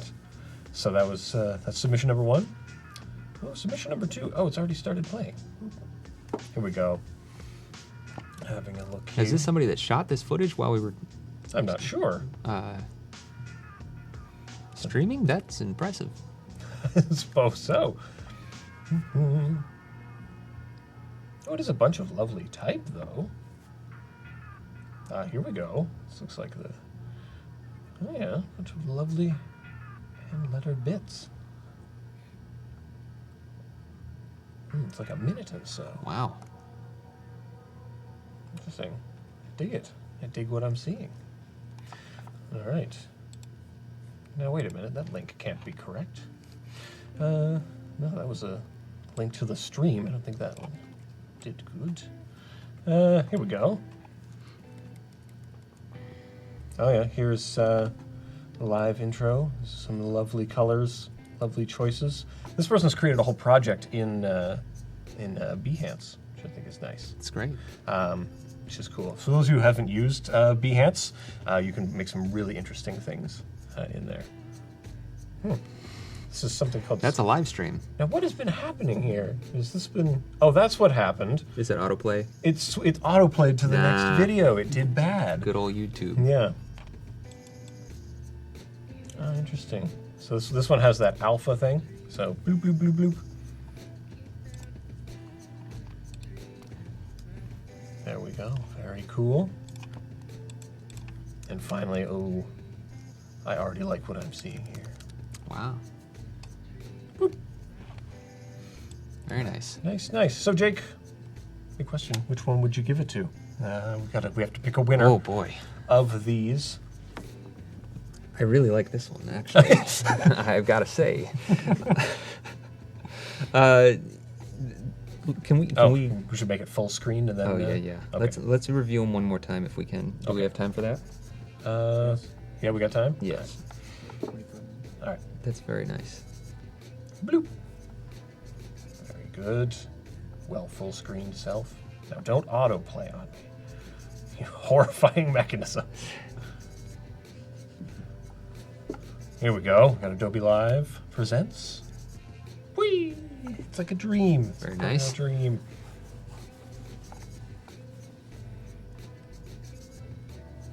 Here we go. Yeah, this one.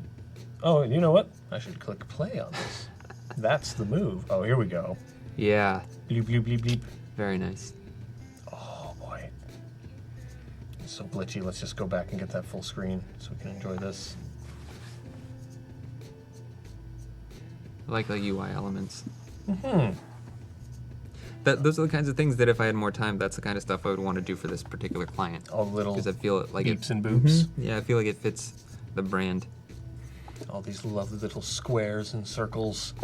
These little lines. Nice. Yeah, there's some very interesting sort of interfacey things. People love doing that kind of stuff. One thing that I always find fun in sort of science fiction films is that a lot of the interfaces are woefully impractical. Just from the... Yes. You'll notice our trend these days is to have interfaces that are just non-existent, right? Like Right. We're stripping away so many things. And so you know what I think happened? There we go. Maybe this is... Yes, I had to hit back, and now we can enjoy the actual work. That's what I was missing. Just hitting the back button. Got it. Here we go. Anna's didn't show the one. Oh, It's like this. Anna's and Gordon's weren't the right thing. uh-oh. Check the doc. Okay, just we're back up on the top. Here we are. So let me just see. It was Anna. Here we go. And Gordon. Here we are. We'll get this one up. No, hit pause. Boom. And finally, Gordon. And then I also hit pause. Boom. As I congratulate myself for hitting pause. All right, now we got him in tabs. Got 'em up? Yeah. Okay. This is the submission from Gordon. Okay. You can tell I'm concentrating hard on judging when when I stop talking too much. Yes. You know, when my amount of pontificating goes down is when judgment begins. I really like that one. Here we go, and this is the one from Hannah. Wow. All these I like fun the abstract colors. shapes. Yeah, a lot of shapes, a lot of colors. So yeah, out of those, what do you think? My vote is gonna go to the one that I said originally, which I think was the last one on the list. Oh, the last one on the list, this Yeah. bad boy right here. Yes. Okay. I like it because there's a lot of tiny design UI elements. The motion is very quick to the point. We get the title. I like it. But hey, the maker of What do you- Video Noir. So we'll go what do back. you think? You know what? I'm going to go with you on this All one. We right. don't agree on up and down the stairs, but we do agree on this. So we'll just jump back to the two shot here, and we'll grab the name out of the list. Yeah, who made that one? Who made Video Noir? Ayub Garafi. So Congratulations. Congratulations, buddy. That was well done. And folks will be in touch for your fabulous prize. It was very good. I love the submissions. I think people are getting them rendered. And if you didn't win, your stuff was all great. Everybody put in great Yes. stuff. And the other thing is, tomorrow, more challenges. So challenges starting from the first stream to the last. So many challenges to do. So we're on here for good another 15 minutes more, I think. So something that we should probably talk about is what's going to happen for the rest of the week, right? Yeah. So if you're still here, and what we're going to be doing is tomorrow we're basically going to be switching chairs. So we'll be dealing with another fictitious client. You'll be playing the client role, and we'll be making some titles using a bit more animation going on, some simple shapes, and it'll be about food. Yum yum food. That's what we're going to be talking about then. And then the third day I'm very excited for, in which you and I will be tag team. We're going to get out the steel chair, and we're going to take down some more motion picture title stuff. Yeah. So this has all been very social video, but something to think about in sort of the design trends when you're out there thinking about your projects, meeting your clients' needs is, where is the video going to go? Right? So Yes. we talked about aspect ratio and stuff like that before. But in this case, we're doing a very cinematic thing. Tomorrow we're going to talk about, the various needs of getting things on Instagram for your GIF or GIF related practices. And then the last day, we're definitely talking about 16:9 framing, because that's the standard of the things that end up on devices, etc. So those are definitely considerations. But if you have any final questions while we're here in the dwindling hours of the day, one thing I would say is suggest people, if you're not signed up on Behance, get signed up on there right now. Do that while you're thinking about it, so that you can be entered into these contests and stuff. And yeah, any quandaries? Jake, anything you'd like to pontificate on while we're still here? Well, I just want to kind of endorse Adobe Portfolio, which is connected through your Creative Cloud account. It's what I use for my own website. It's a great way to easily manage your projects and get them on a nice looking website that you can customize, easily edit, and it links up with your Behance so that you can, as you're publishing things to your website, just go ahead and add them to a project in Behance as well. Yeah, I think it's one of those features that people don't make use of in your Creative Cloud. Like, Right. You're paying for the whole thing. Yeah. You should use some of these parts. Like, I think a lot of people also don't make full use of their cloud storage that they have. Yeah, absolutely. You have a bunch of storage here as well. And you talked about choosing fonts for this. Yeah. Do you ever go on Typekit? I use Typekit do you constantly. jump in on there? Yeah, Typekit is wonderful for being able to sync fonts across multiple computers, but also just the massive library that you have access to, again, included with your Creative Cloud subscription, is just indispensable, and it assures that if you're using fonts like this for somebody who is using something like Premiere, that they're going to have access to the same fonts. You don't have to package up anything with them. They can just sync it, and it works great. Absolutely. So Joseph here is asking, do you both still do client work or mostly tutorials? Well, that's fairly pivotal, because I think you're having a pivot into focusing a lot more on your teaching. Yes. Because you teach a lot of excellent courses. You're on the Skillshare. You got a YouTube channel going. You're in that School of Motion. Excellent courses there. But you still do some.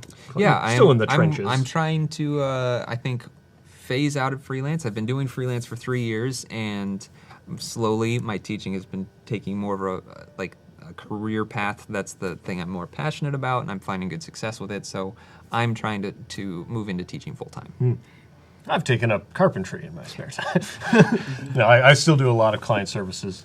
For me, the big challenge is balancing the two, is to put out the things that people can enjoy, and there is a certain amount of revenue that comes from teaching and that kind of thing, and the YouTube channel and all that stuff. But the big wins that come from doing a client project, and it's a charge for me. Like, I get a thrill out of working with a client, solving their problems.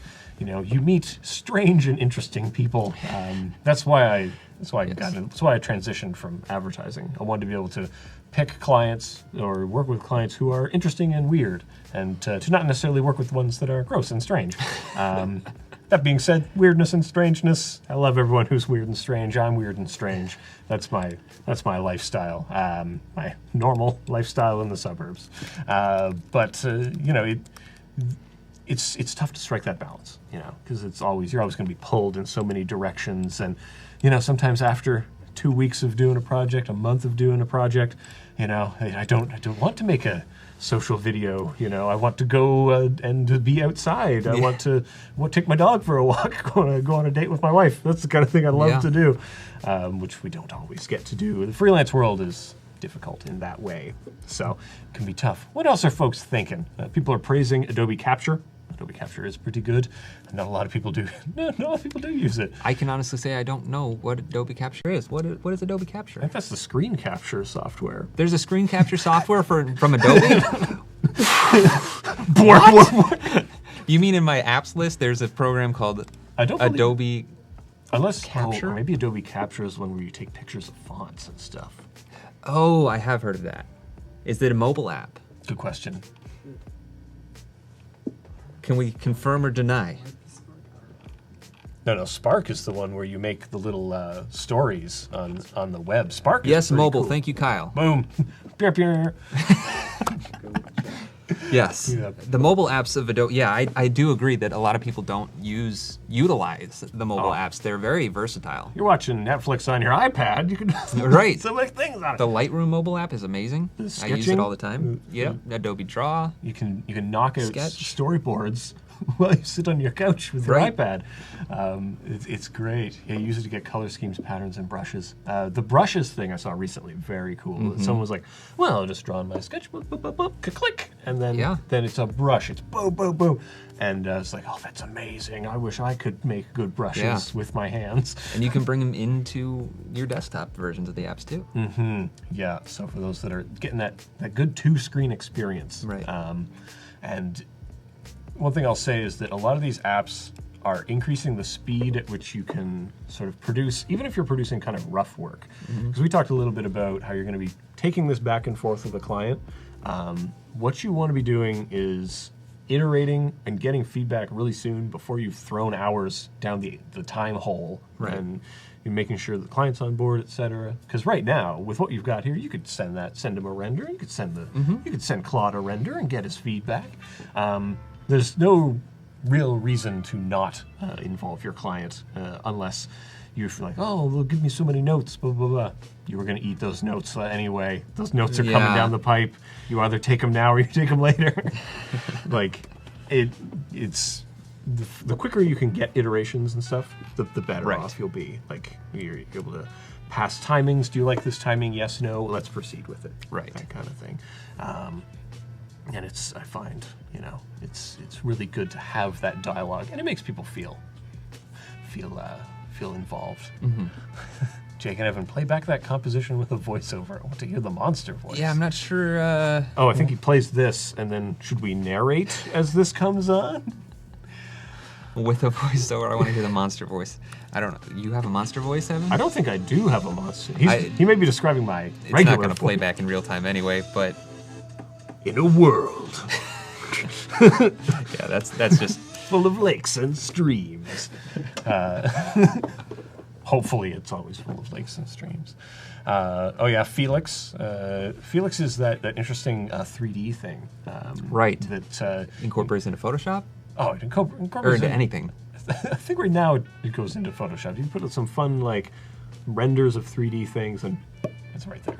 Yeah. But the 3D integration we have In is After Effects, Cineware. Ooh, launched during Max this year. Oh yes. Also, NAB is coming up. That's a show that's coming up. Jake, do you go to NAB? I've never been. I'm not going this year either, but Well, me neither. I don't want to throw shade on Vegas, but I hear it's going to be a grand old time this year. it's always a grand old time. Like it's an amazing party all the time. My problem is that I'm 30 now, and 30 isn't old, but it's older than when I was going to Vegas in my early 20s. It's a different lifestyle. Yes. I could go there for a couple days, then I'm done. Ooh, pass. It's not a lot there for me. I don't like gambling because I'm not a lunatic who has a lot of money. I take a gamble standing up in the shower, man. It's dangerous. Anyone tuning in from Las Vegas, we love you. Right.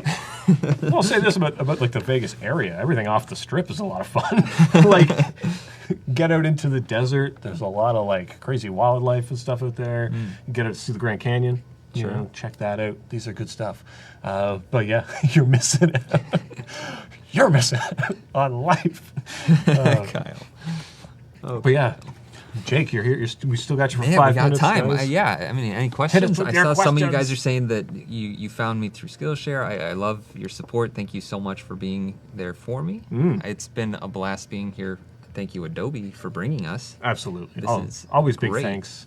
Adobe, this whole live stream program is wonderful. We Yeah. love having the chance to connect with folks I mean, we out have there. over 1,200 people are watching right now. That's a amazing for high a live number. stream. And this is going to be on replay for anybody who's watching this in the future. That's 1,200 concurrent people. Right. That's not Yeah. total people. Some people came and had something else to do. They Yeah. got to get back to their lives.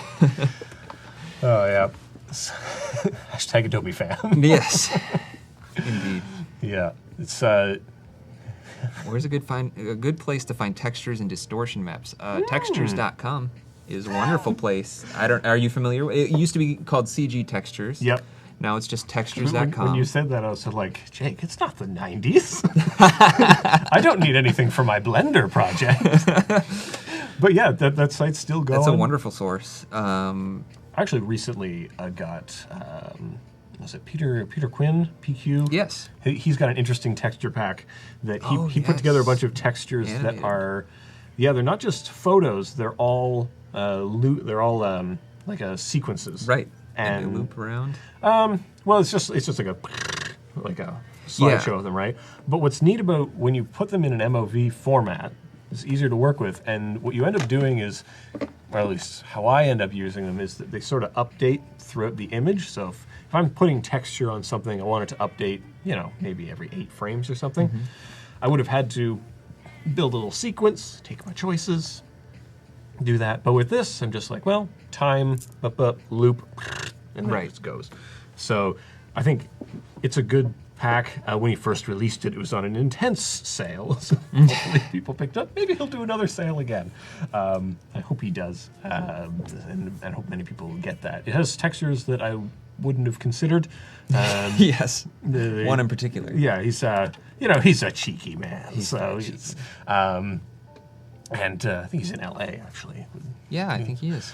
Throw things from here. If we want. Somebody was asking that we play it back in real time. I'll just play what we have. Okay. And I'll turn on the sound so you can hear it in case you didn't see it at the beginning.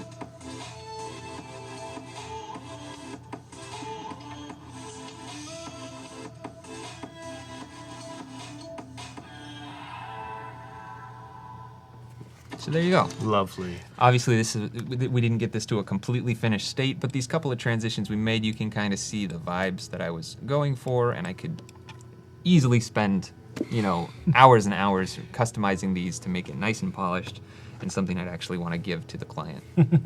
And it's neat. You could always pour more time into these things. Yes. But it's important to realize when you are finished. You may not get to something that's perfect, but you'll get to something that's done. Right. And we always say done is better than perfect. Yes. So you have to go on and do another thing, and eventually things are just done. You need to know where that line is. Yes. And the line is usually when someone signs off. Yes. It's right there. True. It's right on the bottom of the comp. That's where the line is, and we're done. Absolutely. What about distortion maps? So this question about a distortion map is really just a black and white image, Yeah. right? And it really depends. Generally, we would use them depending on what you're distorting and how. You end up sort of drawing them yourself or making them. But again, you can just take anything, and in After Effects, you just put a tint on it, all that color information stripped away, and then you would use a curves to make it more contrasty, dropping that into distortion map, or really mapping of any kind, because if we're using a particle system, then we could use that information as a map for that as well. Right. So you can use anything for a distortion map, so it really depends on what type of distortion you're looking for. You can make Yes. sources that will generate something that looks like heat, or something that's going to look like plastic wrap, something like that. speaking of heat, I'm feeling the pressure because I think we're in our last minute here. So we'll say goodbye to. Oh, yeah, 1 minute. 1 minute left. We're getting the 1 minute warning for excellent engineer. It's been great. I've been Evan Abrams. You can find me on Twitter at EC Abrams, the EC Abrams YouTube page. That's something you can check out. I think we're back on camera. Look at the that. middle camera. Jake, where Yeah, have you... I'm Jake Bartlett. You can find me at Jake in Motion anywhere on social media, or jakeinmotion.com. There you go. And tune in tomorrow. Definitely tune in tomorrow because we're going to be switching chairs. Yes. We're going to do more excellent stuff in After Effects. Not so much Premiere tomorrow. And then day 3 will be Premiere, After Effects, big process day. So tune in tomorrow. Thank you, everybody, for coming out. Big thanks. And Yeah, I guess that'll do. Thanks, Evan. Thanks, everybody tuning in. Yeah, this is when we wave for a while until the time elapses.